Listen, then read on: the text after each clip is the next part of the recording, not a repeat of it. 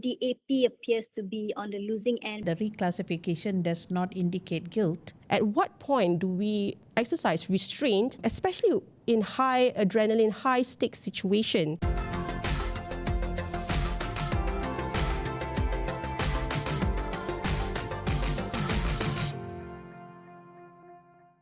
Hello everyone, welcome back to Beyond the Headlines, the go-to space for the top stories that made the headlines and more. I'm Amalina, Kamal. And I'm Elena, Koshy. And today we're looking at two developments that go straight to the heart of governance, accountability and public trust. First, the Prime Minister's recent cabinet reshuffle, where we see the political stability, reform priorities and coalition management are being at play. And second, the Durian Tungal shooting case now reclassified as a murder investigation, a move that has raised serious questions about policing standards, oversight and institutional transparency. Two different stories, but both ask the same underlying question: how power is exercised and how accountability is enforced in Malaysia. And of course, it's a matter of public trust itself. So that's a very important thing. Yeah, we go with the cabinet reshuffle first. Now, the Prime Minister himself has described it as a move to strengthen teamwork as well as improve delivery. Now, that's on paper, of course, but what does it really mean, especially when we talk about resetting momentum? I mean, let's face it, okay? So politically, reshuffles are never administrative. They're signals about who's to be trusted, who's under pressure, who's performing, who's not performing, and where the government thinks it needs to shore up confidence. Yeah, but I suppose when we talk about, cabinet reshuffle, especially within the context and the Madani aspirations, democracy is, at the core of it all. And when we talk about democracy, the reshuffling actually represents a fluidity and it represents an openness within the administrative itself. I think it also shows that no one is indispensable, that, if you're performing or not performing, if there's a need to, of course, to fill the gaps, but also if there's a need for you to be replaced by somebody who's able to do the job, then that's going to be the case, right? But what stands out particularly for me is that despite whatever, talks are out there, this particular recalibration is not necessarily that dramatic. It's, suggesting that we have to have better consolidation. And you know what? For the past month or so, we have a couple of seats, or at least a handful of seats being empty. So, the government can't just leave it empty. We're we're just closing the chapter of 2025 already, and then we're entering a new year. So this needs to be addressed. But is this a little too late? I think the recent Sabah elections also showed that, public trust is slipping. So is this a way of, trying to make things better?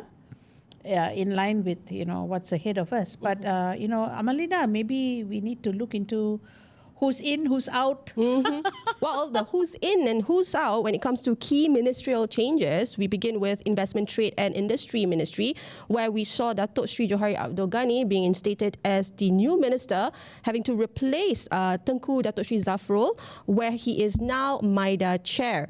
Next, of course, a ministry that a lot of people are zeroing in after its former minister left, Rafizi Ramli left. It's now being held by Akmal Nasrullah Muhammad Nasir, apparently filling up a vacancy that is quite big, and people are definitely going to be looking at how he'll be leading the charge, especially when it comes to the economy. And next, we saw the Federal Territories Ministry also seeing a shake-up in the form of Hannah Yeoh, where she was obviously the Youth and Sports Minister, right? Now, Hannah Yeoh took over the position from Zaleha. Zaleha's out. We're not going to go into deep with that. However, again, as you mentioned, I think this particular, reshuffle actually reflect a lot with what the public has been trying to push out when it comes to more reform sort of things being materialized. But funny you should say that, because, in that effort to preserve stability within his unity government, and it has also drawn scrutiny because it chose not to change. Okay, for example, I think I know where you're heading. Okay.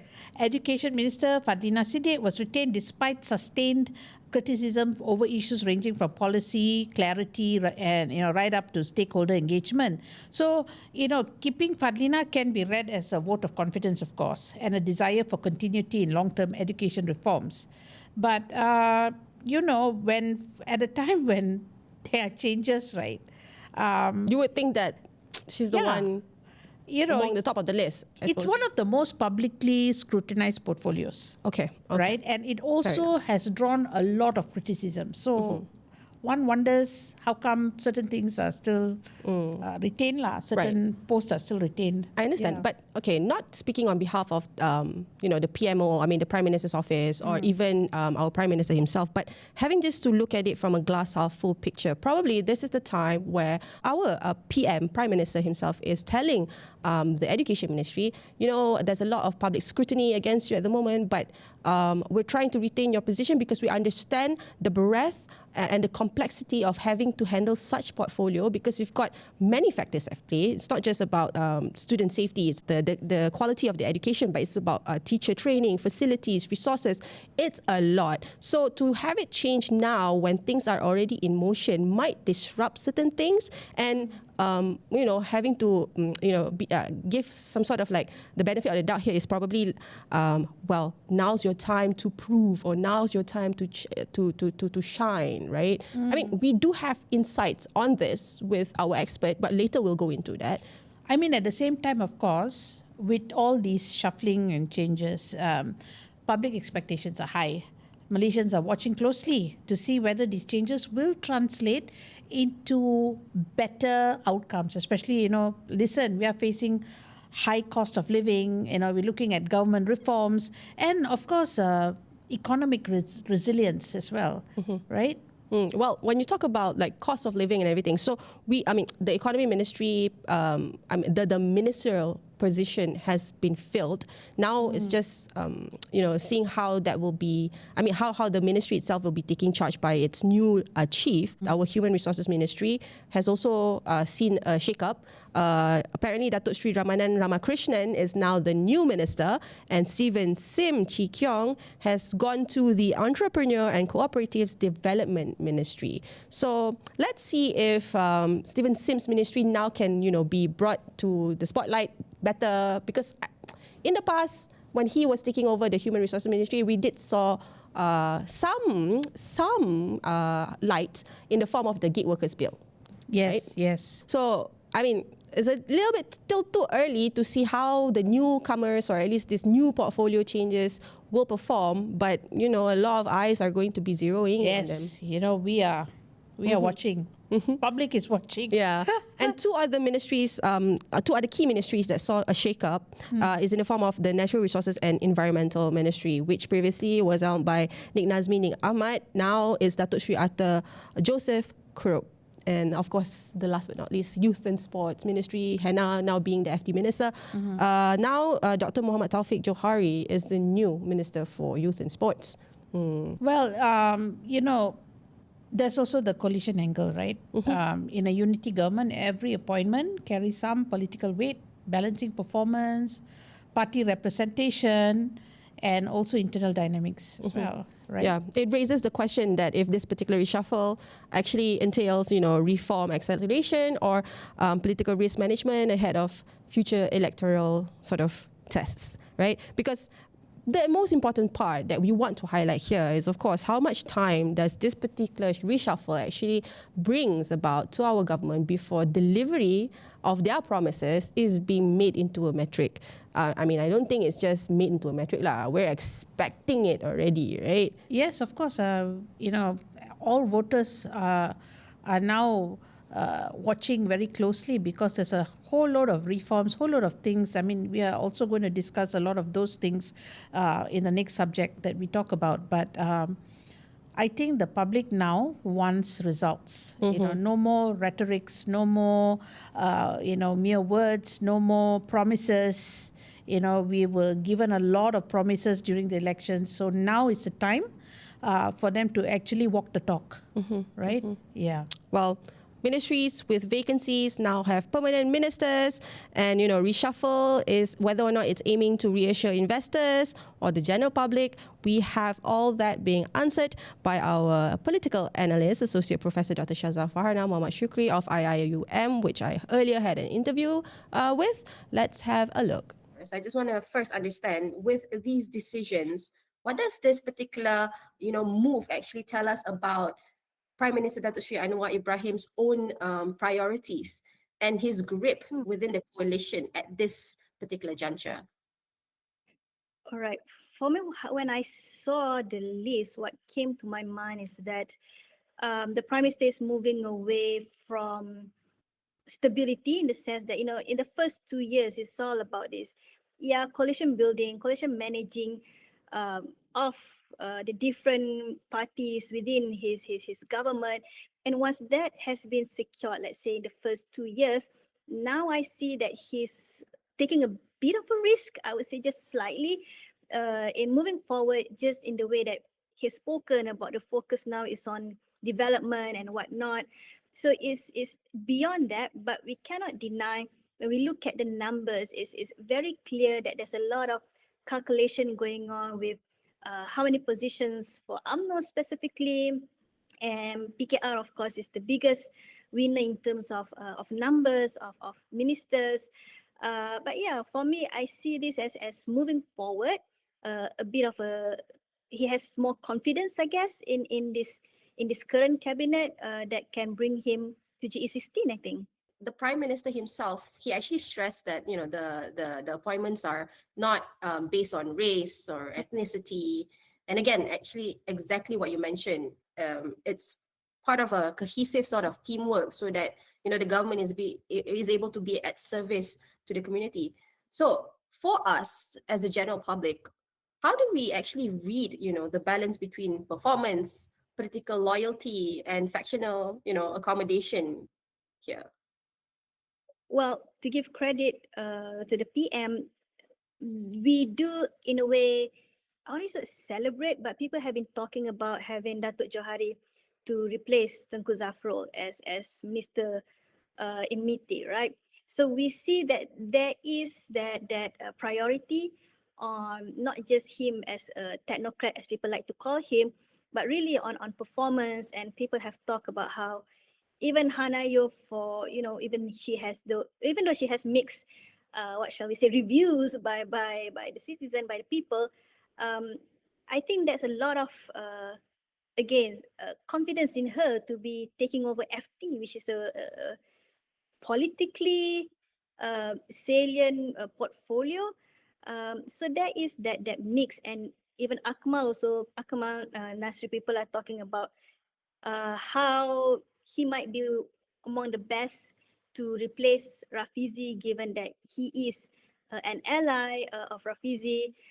So I see that there's a lot of that going on. But again, without a doubt, there's that loyalty factor as well. People are talking about Ramanan, but again, he's a vice president of PKR, so in a way, it's understandable for him to get a position, and also the calculation of again the parties within the government. But in that sense, it's a bit unfortunate, I would say, that again, the AP appears to be on the losing end, being the biggest party from PH in Parliament, yet having only 5 ministerial position right now. And of course, Amanah has also expressed their unhappiness that they are stuck with 2 ministerial position. So there's a lot of that going on, but I think it's really a mix of both performance and trying to balance the coalitions. Okay, just echoing from that, do you think, for instance, DAP's representation here is somewhat a reflection of what had happened in the Sabah state elections? Oh, perhaps, but I would think that the PM would want to get DAP on his good side, given that right after Sabah, DAP was making, we can say, demands, right? Lim Guan Eng, even Ngah Komeng brought up the UEC recognition. So I would think that the PM would want to again balance that out, trying to give concession to DAP. But at the end of the day, looking at the bigger picture, I kind of understand the calculation that, again, unfortunately for the DAP, it's very difficult for them to demand for more positions. They take what they can get, and it didn't help with what happened in Sabah, them losing out all their seats. So I think this is maybe the best for DAP right now. And perhaps it's just a matter of having to maybe tighten the ranks and having to just polish whatever existing portfolios that each party has at the moment, just to win back the hearts and minds of the general public. Because at the end of the day, it is a popularity game, right? And then in politics, it can happen. Things can change overnight, it seems. But this particular reshuffle, in your opinion, does it actually reflect the Madani sort of reform agenda, or is it signaling something that's like more grim? In a way, there's some trouble in the house. Well, to be honest, when I saw the list, I don't see it as being very reform minded. You know, I know that PH supporters, voters have been asking, demanding, in fact, for more reforms in the government that has been around for 3 years. But why do I say it doesn't look, it's not focusing on reform so much? Because the main, I guess, positions like Minister of Law is still there with Dr. Syaza Farhana. What else? Home Ministry is still with Saifuddin. Uh, Finance Ministry, people are talking about that, right? The opposition mentioned that if you're serious about reform, why is the PM still the Minister of Finance himself? Education stays the same. So what I'm trying to say is that when it comes to this more institutional and even social reforms, they are more or less the same. So I don't see the reshuffling is on that. And I guess for Dr. Syaza Farhana especially, people have been calling her out as being among the top performers. So there's no real need to change her anyway. But at the end of the day, again, for me, when I look at it, the focus is really on issues like the economy. So that is why people are talking a lot about the economy ministry, about MITI, about entrepreneur ministry. So that is where I think the PM is trying to focus on when he talks about, okay, winning over the people, winning over the basic concerns of solving that problem actually.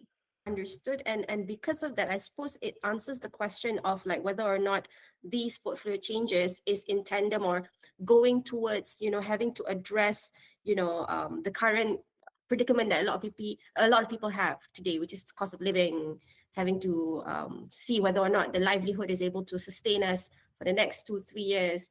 And then moving forward is the whole move towards, the rationalization of subsidies, right? I think there's a lot of stress testing being done at the moment. So having to introduce or reshuffle the cabinet at the end of the year, as what we've seen, maybe to some they don't necessarily understand why. But again, as I mentioned earlier, like vacant posts, and they cannot be vacant for another month or so, because then that will create more turmoil. If I may add, I feel like regardless of the shuffling that occurred, even if it's at the end of the year, at the end of the day, I think the general public anyway, they want to see the performance, right? They want to see the outcome. So it doesn't, again, for the general public, it doesn't matter in a way the face of the ministry as long as things get done. So I just hope the government remembers that. Understood. Okay, just curious, among the several ministers move as well as the new portfolios, which are among those that you are particularly interested in, especially in terms of performance wise? I think I'm gonna sound like a broken record, but really, for me, and I think for a lot of people, a lot of pressure would be on Akmal, the new economy minister. I mean, he's feeling a big shoe. Can he really bring Malaysia or improve our economic situation, just like what we've been talking about? That is the bread and butter issue. That's what people are really, really concerned about. So can he do that job again, being a first-time minister? To be honest, I don't know that much about him, but I do follow his social media account, and he seems to be doing good work on the ground. So there's a lot of hope on him. Again, Tok Jo also, I think a lot of people want to see what he can do, with the whole issue on the ART. Again, very politically important matters that need to be resolved. But also, again, I kept repeating this many places that because of my bias, perhaps, because most of the time I look at religious issue, racial issue in Malaysia. So I'm also very interested to see what the new Minister of Religion, Dr. Zul, what he can do. Can he improve on his predecessor? So yeah, these are the ones that I'm looking at, but mostly on the economy, definitely. Understood. Now, my one last final question to you. Of course, it's the bigger burning question here, lah. When it comes to this new ministerial post and the reshuffling, right? Do you think what is currently being done and what we are witnessing is a deliberate attempt to groom future leaders of successors within the unity government, having to see these shifts and not having like a stale, like one individual having to hold the position forever and it becomes like an area that you're not even able to penetrate. Right. I see that. I mean, a lot of people are talking about the more, I guess, younger ones, right? Again, Akamal's name come again, but also Dr. Taufik is a young MP and therefore a young minister, now Minister of Youth and Sport. So we do see this grooming them for future positions. Perhaps they are of course from PKR, so maybe PKR is also thinking of grooming their next generation of leaders within DAP. Steven Sim again has always been talked about as the next layer of leadership together with Hanayo. So it's I think we have a good mix here, and it's always important that you have more of, I guess, the older generation to kind of act like a mentor and have the younger ones to gain that experience. Someone like Adam Adli has moved from a deputy in youth and sport to deputy of higher education. That's an important portfolio as well. So I do see this as what we call, the PM is particularly concerned about this, and he's really thinking about the future, the next leadership of those around him anyway. Doctor, yeah, I actually forgot to raise this, but this is truly the end. Well, a lot of people are feeling pretty contentious about the idea that our education ministry has not seen a reshuffle. And that's a very panas sort of area, right? A lot, I mean, if we can just, reflect back in terms of what had happened a couple of months ago this year, there were a lot of calls to, take out Fadlina from her position. And we did not see that in this particular reshuffle. What does that signal? I mean, without being, having to assume things too far, but it is being talked about. Definitely, yeah. To be honest, I was surprised that Farina is still the Minister of Education when the list came out. Surprised because of, like you said, there has been very strong calls. We don't have to, demote her or drop her from the cabinet, but maybe a reshuffling, right? Maybe get someone else into the education ministry. But when that didn't happen, I was reminded as well that I mentioned this in other places, other platforms, that in a way I kind of understand, because Farina, first of all, is the chief of the women's wing in PKR. So in a way, of course, she needs to have a position in cabinet.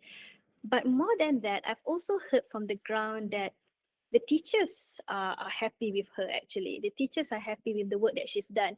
But I think a lot of Malaysians are concerned more about the quality of education, the safety of our kids at school. So there are a lot of things going on, and we know the education ministry is that complex. And my reading of it is that the Prime Minister is giving her the space to improve, because definitely there's a lot that needs to be improved in that ministry. But I think the PM doesn't want to cause further panic.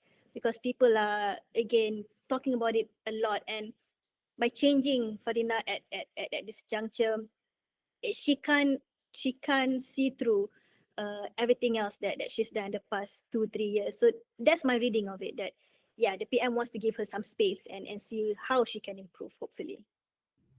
Hopefully some space with certain deadlines or milestones that needs to be achieved, just to appease the expectations of the general public, especially in this particular context. Parents who want better and good education, and they have a right to for their children, and even for the children to have a better prospect for the future itself, right? Because it starts from young in this particular context. Thank you so much, Prof. Syaza, for joining me. I do appreciate your time. All right, you're welcome. Now to the second story, the Durian Tungal shooting case, which has been reclassified as a murder investigation.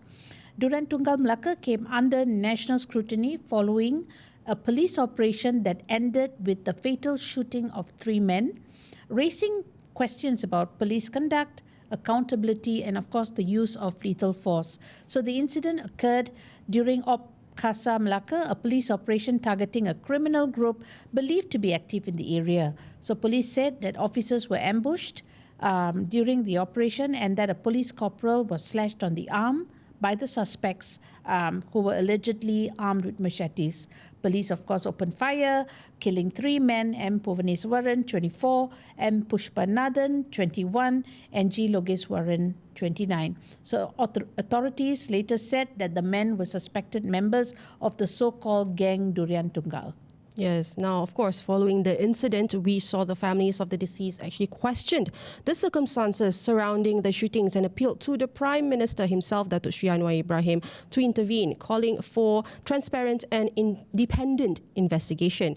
Home Minister Datuk Sri Saifuddin Nasution Ismail said the case would be investigated in accordance with Bukit Aman's procedures and timeline. Now, with a special investigation team formed, of course. Now, he added also that any decision on whether the officers involved would be suspended or not, or reassigned, would depend on the findings and follow existing police standing orders. The Durian Tungal case, if I might just emphasize, has sparked broader public debate on police accountability, the use of force during operations, which is one of the key pressing factor that even I myself question, right? Like, at what point do we, practice or exercise restraint, especially in high adrenaline, high stakes situation. And last but not least, public trust in law enforcement. The reclassification that the Attorney General's Chamber's office actually had put out on the investigation, having to classify it as murder, Section 302, not just, to represent a symbolic sort of move. It actually acknowledges our concern, the public at large, and how the case was initially being handled. I mean, we would have to stress that the reclassification does not indicate guilt, but it is just a means to reopen the case and to investigate it, of course, because of public scrutiny, right, which again intensified after the Melaka State Police Chief, Datuk Zul Hairi Mokhtar, made statements that were widely criticized, including challenges to me if I'm wrong, allegations against one of the victim's partners. I suppose you and I, or at least anyone's watching, probably we all have our own opinions to that, right? But at least for you and I, we're not going to air it out here in this particular platform, because what we do want to highlight across is that it's very, very important for everybody to just maintain peace and not necessarily engage in exacerbating the situation even further, because again, lives were lost. The happenings or the little details surrounding the incident is still being questioned. But what we know is that now the case is being, investigated under murder. It actually allows for all the loopholes to be scrutinized. You get what I mean? So when we allow for our justice system to actually take its course, then you will see some sort of fruitful sort of outcomes. I hope. And then again, I would like to stress, our political leaders, or at least legal voices right now, should actually have to educate the public instead of having to get people on who, like, fall on this side and that side, because that's going to create a civilian unrest. No, because I also think that emotions are running high at this point of time, and when you make remarks that that are so off the cuff, it doesn't help the situation. And also, I mean, a point to note, right? Our Home Minister, Datuk Sri Saifuddin Nasution, he's already contending with a lot of major issues this year, right? I mean, now, again, this is the Durian Tungal case. You had the migrant smuggling networks that we talked about in previous episodes. Yep. We've got border security concerns. We've got public trust in law enforcement. I mean, things are heating up. So it's about time that, this underscores things. Two key points, of course. It says public trust in law enforcement is at stake. Right? I mean, this is just one of the many things that we have seen come up to the surface, right? Secondly, institutional accountability must go beyond statements. It must be reflected in the integrity of the investigation itself. Right. I mean, we are so fond of making a lot of statements, but what does it say about our actions? Right. And then part of that integrity sort of like assurance is to avoid from victim blaming as well. So I think this is why certain quarters got a lot of attention, or a certain party got a lot of attention, where it's not yet when it's not necessary, especially at this particular high pressing scenario, right? During this high pressing scenario. Anyway, within the force itself, within the police force itself, we all know that there are bodies like JIPS, the Jabatan Integrity dan Procedural standard procedures, basically, to have exercise internal investigation within the force when things like this happen. And these are meant to act as internal safeguards. So things are being I suppose, investigated, not just externally, but within the force itself.